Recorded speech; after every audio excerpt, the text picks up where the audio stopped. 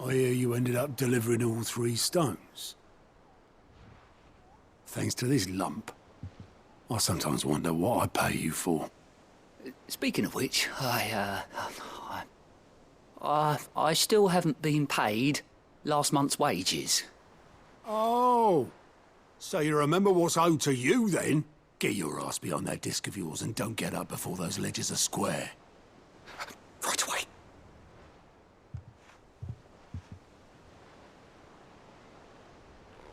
I've seen that before. Yeah. Plenty of times. It was the only goblet Sid ever used. Either out of habit, or because the filthy sod couldn't be bothered to find a clean one. I knew so little about him. Like most people. Martha and the Dame both seem to have fond memories of him.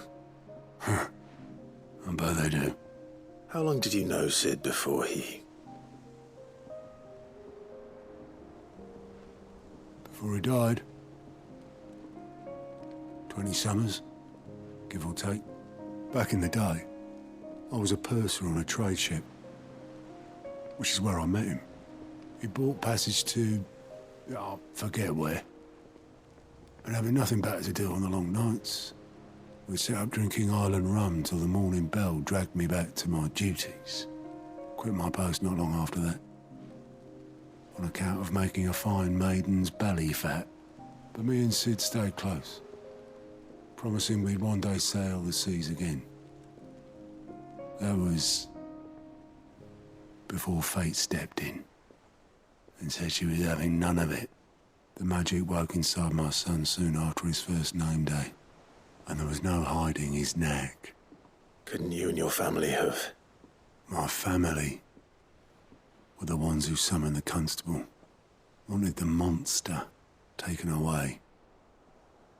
I couldn't turn my back on him, forget what I felt, and I couldn't for the life of me understand how they could.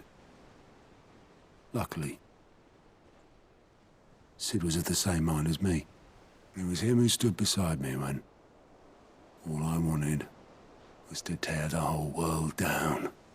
Him who cried for me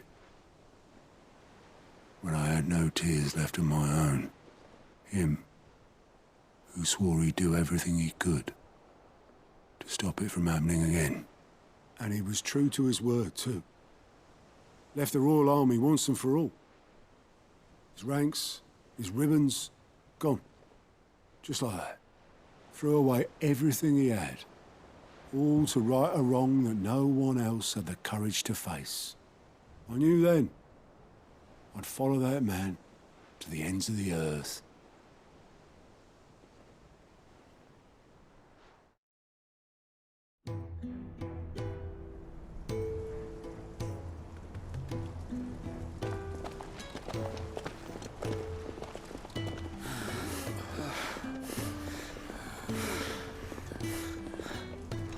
He was always too clever for his own good, was Sid. Saw the world for what it really was, while the rest of us were content to go along with the lie we were shown. And it can't have been easy, bearing that burden alone.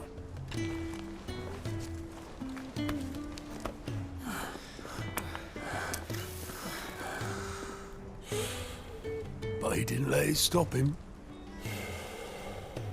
He never lost faith in what he believed was right.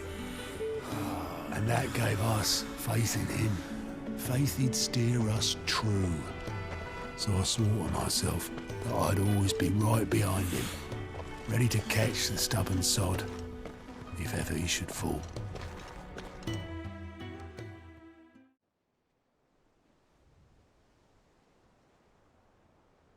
But I couldn't even do that.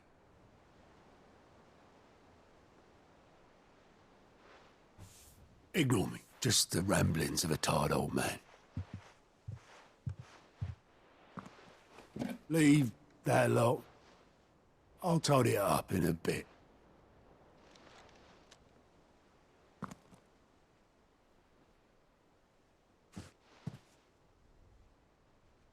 This is Sid's handwriting.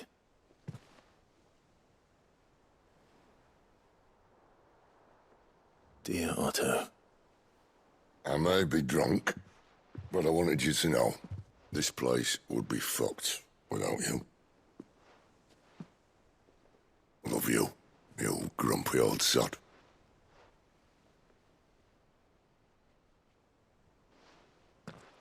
This note. What about it? Sid was right. Without you, we'd all be lost.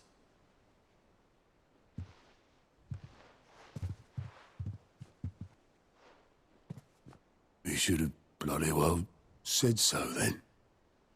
Just once. Before he went. But then, why would he? Him, or anyone. I'd only have told him to piss off.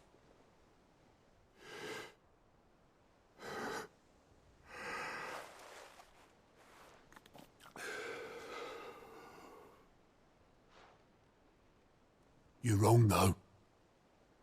Both of you. It was never just me keeping the hideaway afloat. It was all of us. I just shoved people in the right direction. I barely seem to be able to do that anymore.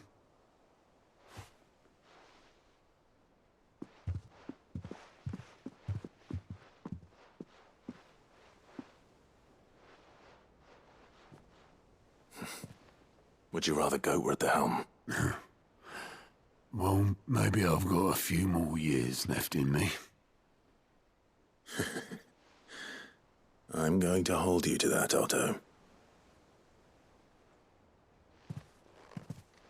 Before you go, Sid would have wanted you to have this. But that's... This'll do me just fine.